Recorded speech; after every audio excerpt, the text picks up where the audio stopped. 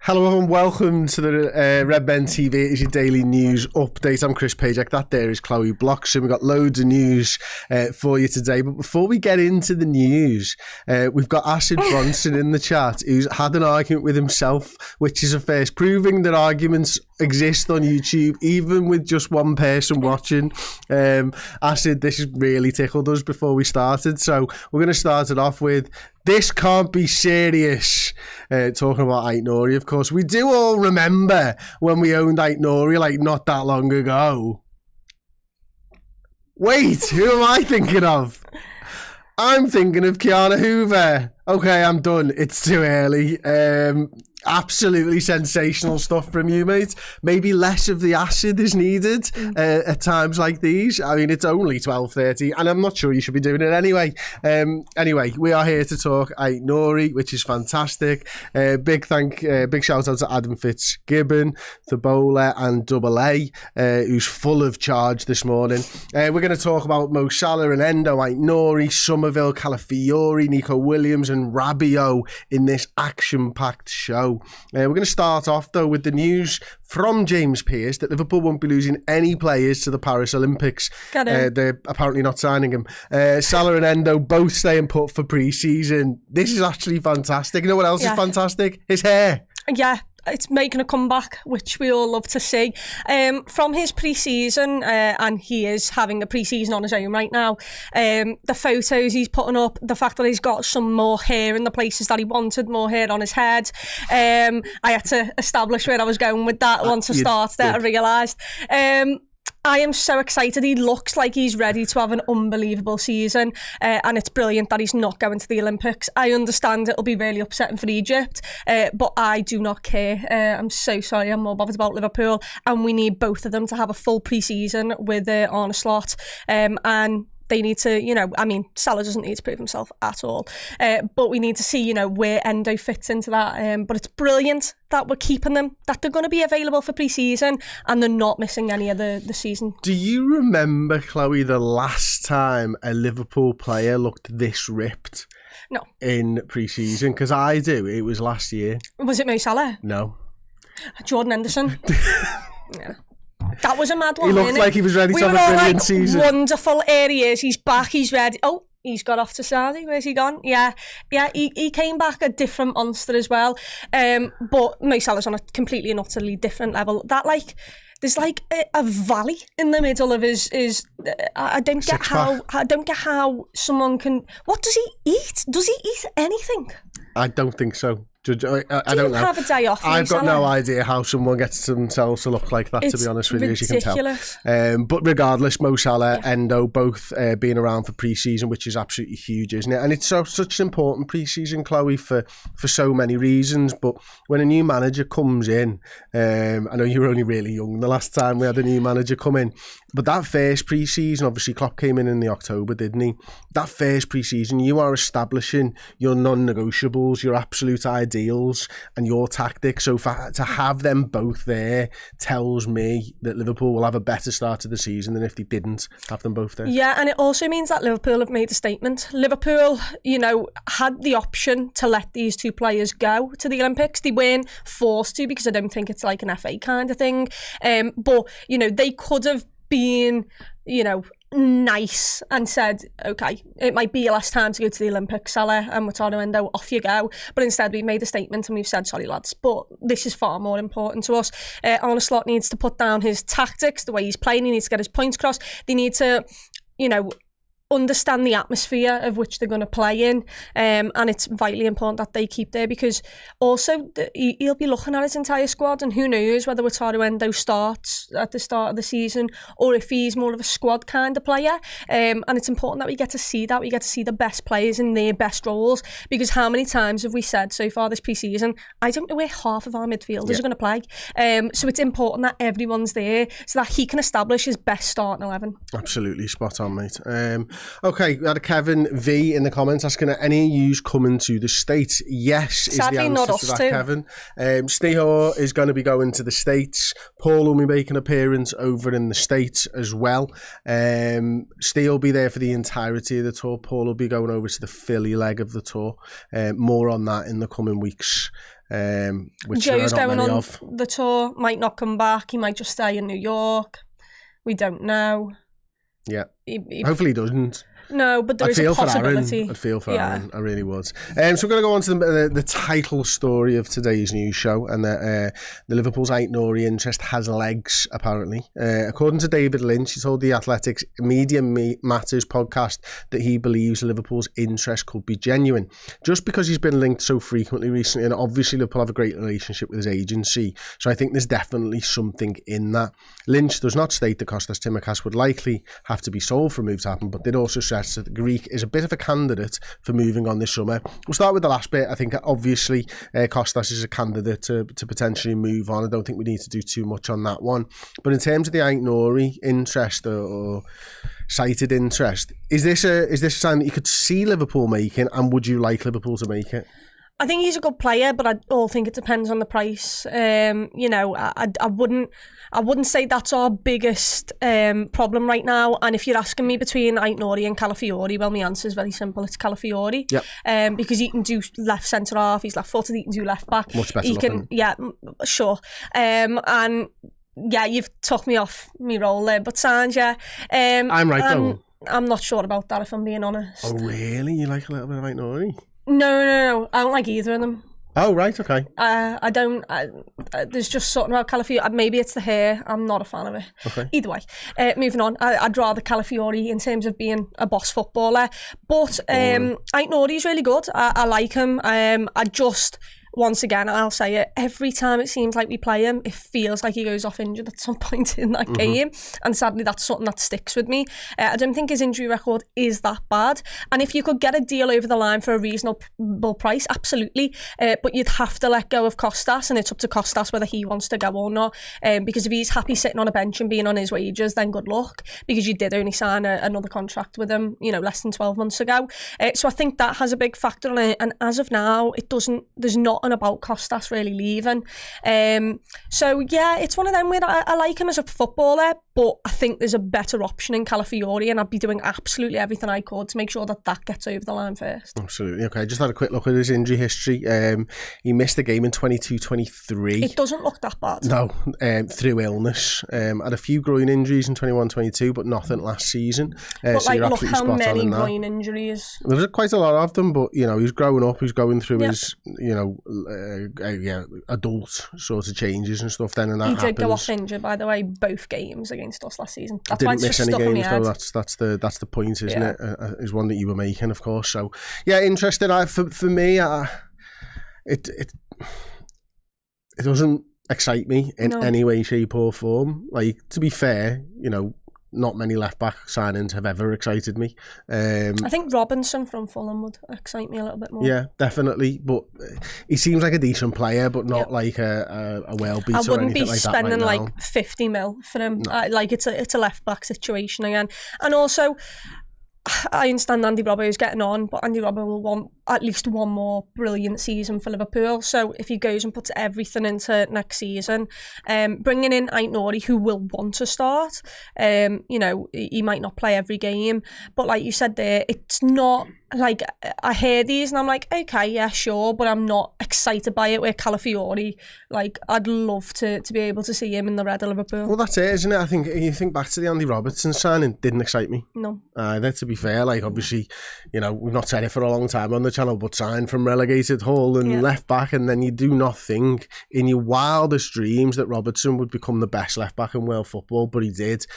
So it could be one of those ones where on the surface of things, you're looking at it and thinking it's not very exciting, but actually when he comes into the side, if he were to come into the side, you might just think, you know what, this player's got something, and you trust Michael Edwards in that regard as well, don't you? So right, we'll move on then. There's some news about Crescencio Lazio Summerville. This is in De Telegraaf, the Dutch Telegraph, I think. So Paris Saint-Germain have set their sights on Summerville, previously linked to Liverpool, of course. Sources surrounding the French top club report that the club management has contacted the management of Leeds attacker, who scored 19 times in 43 games in the Championship last season, delivered 9 assists.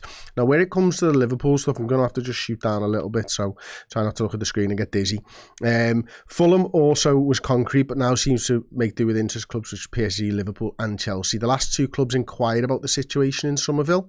So what they're saying is Liverpool and Chelsea have actually inquired about Summerville, which this signing, I think, has a lot of upside to it. I don't know about you. Yeah, it doesn't feel like a risk. I think we can all say that Núñez now was a big risk because of the price, and also the way he's played. He's not been unbelievable, but he's improved season on season. But you feel like the likes of Núñez, he's got one more season in him, and then he's going to have to either move on or he's going to have to be at the top level.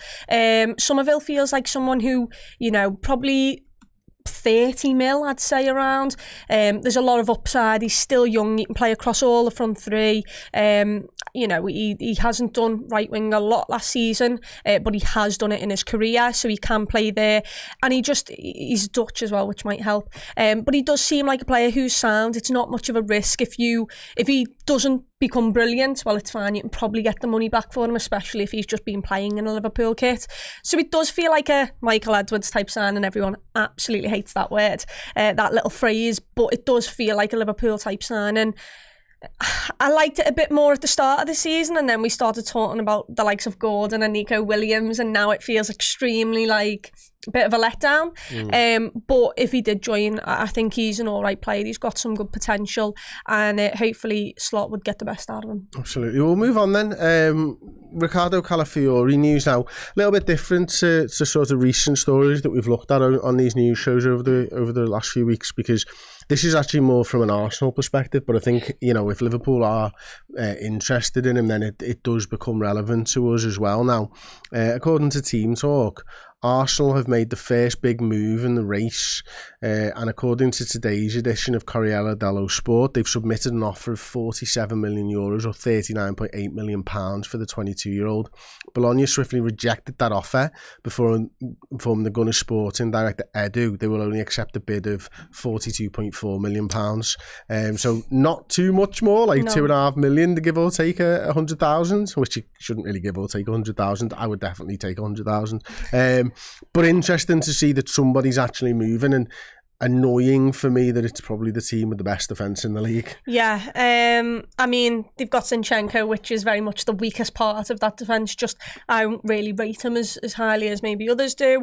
Their centre-halves are absolutely sound. They don't need him to play centre-half. They probably want as that left-back. And they've got that on the right-hand side with Ben White, haven't they, as well? And who can play there. And then, obviously, they are going full in on this, like, 4 centre-back thing at the moment, which is becoming popular. And to be fair, Ben White has turned into a really good player. And they've also got Tomiyasu, who I feel like signed a new deal. So it is that left-back situation where they could improve on it. Calafiori would be perfect for that. As from a Liverpool standpoint, if it's only 42.4 million, what the hell are we all doing? Because Liverpool should be in for that. It just seems, once again, like low risk, young. He did have one really bad injury when he was a bit younger, but he's came back from that. He's played outside of Italy. He's then gone to Italy, and he's been, Bologna's best player. He then did the Euros the other day, and he was one of Italy's best players. Yeah, in all 3 of their games, he was absolutely superb. And then he obviously was suspended for he got the assist that literally got them through to the next round, and then he couldn't play it. So for me, that price tag, and the fact that, like, they've rejected 39.8 but only want 42.4, I'd be like, I'd want 50, and you can raise your bid, and hopefully you give me 47, and it's like, it's close enough, but you've got more than what you think. So for me, it's annoying that Arsenal have gone there, because I actually could see him going to Arsenal, and that would really, really, really annoy me. But Liverpool, at least it means that someone's going to have to move fast if you want to. Well, that's it, isn't it? And obviously Italy are out of the Euros now, as we know, so these talks can actually start in earnest. According to the story, Arsenal haven't been deterred, and the report claims that Arsenal have given Bologna their guarantee that they are ready to submit a new offer and match their €50 million valuation, which is the 42.4. This phrasing pisses me off, to be quite honest, because who the hell knows that Arsenal have given their guarantee that they are ready to submit a new offer? Why wouldn't you just submit the offer? Yeah, I don't know. Hey, what are we waiting on? I want to buy that can of beans there. I'm going to bid £30 for it. Right. I guarantee you. So why don't you just fucking bid it? Why don't you just do it, yeah. I don't know what they're waiting on. Absolutely stupid. It says to me that it's horseshit, is what that does. I hope it is, because I would... It feels like that Juve thing, it felt like he was so close to going there. And it felt like Bologna had kind of gotten to the point where they were like, right, well, we're going to have to accept this. But it now sounds like they really don't want to sell to Juve because of the Motta situation. So it feels like all of us in the Premier League are going to have to bid it out. And apparently, is oh no, it's Rabiot's mum that's getting involved in things as well. But if we're talking about Rabiot in a bit, which we are, I don't have anything good to say. Okay, well, that's fortunate because I do. Chelsea apparently are also expected to submit an offer for Calafiori. Did anyone watch? Has anyone watched the film Basketball? It's like one of the greatest comedies of all time. Trey Parker and Matt Stone, the guys behind South Park. I'm sick and tired of Chelsea, by the way. Could you just stop bidding on players that I like? Anyway, back to the news. The film Basketball that was released in about 1998, which is an absolutely fantastic comedy. In that, Rima, I think it's Rima, in fact, both of them, but Rima more so, gets a ring to give to a girl, but gets a pre-commitment. I'm thinking I'm ready to give you a commitment ring, and this is what that story like reminds me of. Well, a promise that I'm ready to think about committing to you ring. Okay. And this is what Arsenal are doing right now with Bologna, I think. Anyway, back to the actual news. Nico Williams is ready to snub a massive Chelsea offer, holding out for one club only. Any guesses? Yes, Barcelona. What a player. It's annoying, isn't it? How would Barca affording this, please? I swear, they're like 100 million debt. What's going on? Them and Real Madrid just get like away with everything, really, don't they? Let's be honest. Doz87 says, Paige, that reminds me of Squeak from Basketball. Mate, if you rip on me 13 or 14 more times, I am out of here. Just saying. Is that like a line or something from it? Yeah. Okay. But they call Squeak a little bitch. Oh. Okay. It's a fantastic film, as Acid Bronson knows, who isn't arguing with himself anymore, which is fantastic. So Athletic Bilbao attacker Nico Williams is reportedly ready to snub a huge offer to join Chelsea this summer as he holds out for a move elsewhere. We do yada yada yada that, yada yada yada, release clause, yada yada yada, yada yada yada, yada yada yada. Where's the Barcelona bit? Meanwhile, in Interview Sport last week, Spain and Barcelona were going to Lamine Yamal made it clear he's keen to see Williams join him as a teammate. Lamine Yamal's ridiculous as well, by the way. Yeah, so Nico Williams probably going to Barcelona if they've got some dough, so we can put those dreams to bed one final time. Okay, why don't you like Rabiot? Because that's the next news story. I didn't like him about 3 years ago when we were linked with him, and I still don't like him now. How is he better than anyone that we've got, really? I don't see it. I think he was on 200k. There was weird stuff happening with his mum where they were just slagging off Juve or something to try and get out there. He was trying to force a move. It didn't make me think it was great. I just don't rate him that much. It's that simple. He's obviously tall, and for France he does quite well. But every other time I see him, I do not like him, and that makes me just feel like I don't think Liverpool should get him. I think he'd want around 200k as well. By the way, he'd be on ridiculous wages because he's been on ridiculous wages for how many years? And I think that was what the whole thing was. He wanted more money, and Juve were like, "Are you messing, mate?" So he tried to like kind of leave. Didn't leave, and yeah, I think he's all right for France, but for club, I don't care for him. Yeah, I think I'm slightly different. I think obviously we did a podcast a couple of weeks ago. I think he's a good player, to be honest with you. Don't think he's a fantastic player by any stretch of the imagination. Would give us a slightly different option in the midfield. Having a left footer right in those central areas would be a good thing, I think, at times. One who likes to sort of dictate play and stuff like that. The wages, I hear your concerns, but because it's a free transfer, you're not paying anything up front. I'm not having Rabiot anywhere near the wages that Virgil van Dijk's on. It's just not happening. No, I understand that. Like, but you know, equally, give me Nico Williams then. A contract shouldn't be about past performance. It should be about what you're going to do in the future. Whereas it actually is about past performance. He's a 29-year-old French international doing really well at the Euros. He's played for top clubs around Europe. He's right to ask for those types of figures because that's what other top players are on around him and stuff. So I understand that. You might not like it, but that's the facts of life. He's 29. Yeah, that's what I'm saying. The contract shouldn't be about past performance. You should be paid on what you're going to do in the next 3 years. But that's not how football works. No. If you're 29, you get on good money. It's like if you go through a job and you spend 30, 40 years in a job, you might not be any better than the person who's just started at 20, but you've had wage rises all the way through your career. You're naturally just on more money. It's the way that the world works. It is, but he also has, is mad as his agent. They've caused trouble at Juve years ago. He's played for Juve, who just seem to offer loads of money to players. They had Paul Pogba, obviously brought him back and he wasn't great after that. They've had many players. Chiesa, they've got loads of players who for me are on ridiculous wages that they shouldn't probably be on.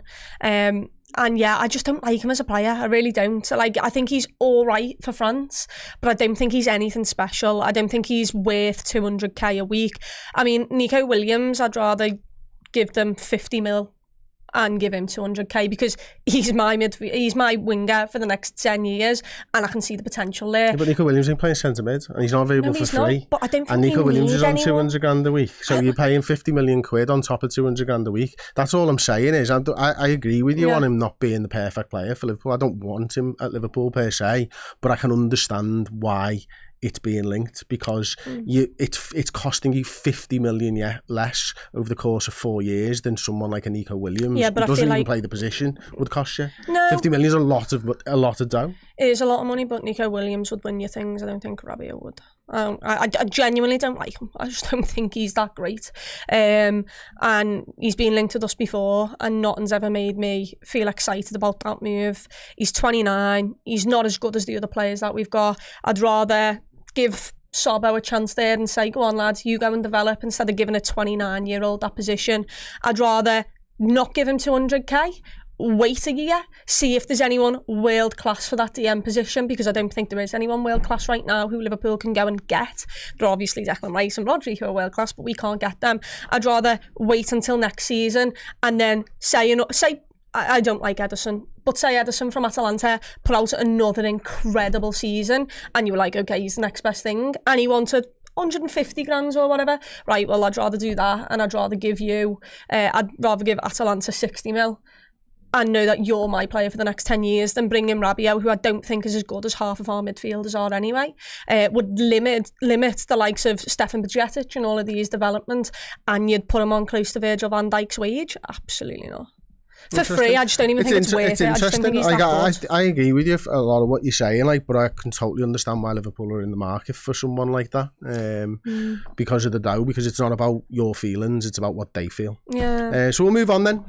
Liverpool confirms latest new agreements is $380 million target chased down by FSG. So Liverpool looking to break their own commercial records again. This time they're looking to go north of £300 million or $380 million for Fenway Sports Group. And this time it is a deal with a groundbreaking multi-year agreement with none other than Husqvarna, the robotic mowers company, who have been looking after the pitches and some of the expenses at the AXA since 2021. Now they are going to be, where's the word?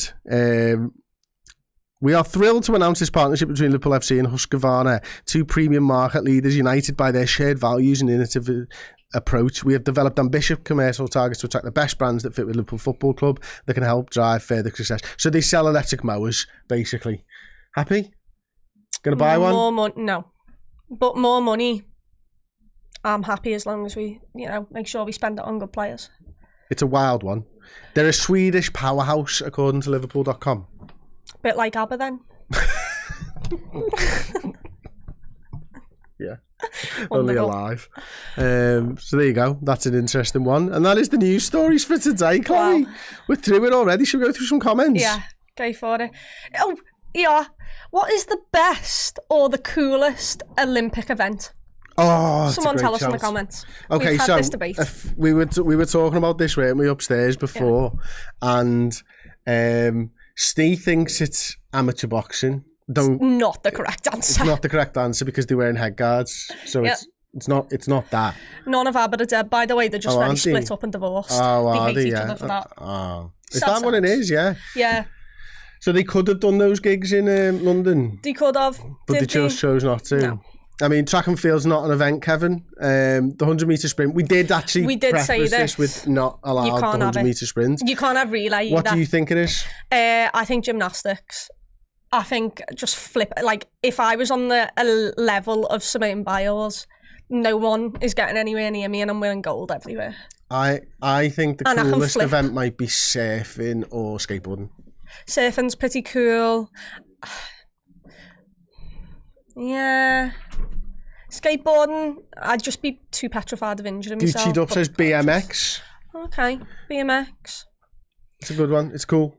I'd love... Someone said synchronised swimming. It's not cool. It's not cool for a man I like to do. diving. I reckon, once again, just flipping in midair from like 15 metres. I don't know how far it is. I've no clue. But I reckon that'd be sick. Just to say I could do that. Okay. It's definitely not sumo. Someone said women's beach volleyball. I wonder why. Your mind's in the gutter, isn't it, my friend? Football, says Jimbo. Oh, someone said I might be right. Biles walks around on a handstand better than I walk saber. This is true exactly. as well. This is also the guy that argued with himself earlier on today. So I wouldn't take his opinion. No. So there you go. That has been the speed walking is very much not the coolest sport. Don't see what that it might Spanish be girl the uncoolest sport. Did you see what the Spain girl did? No. So she's doing the speed walk and I think she's about to come third and she full on celebrates. Hands up in the air, everything. She's about, I don't even know how far away, but she's not that far away from the finish line, and as she's mid-air celebrating thinking she's came third or whatever, a person overtakes her and gets third. What a numbskull. What a numbskull. And that bombshell we're going to leave it for today. Thank you very much for joining us and we'll see you next time. Ta-ra.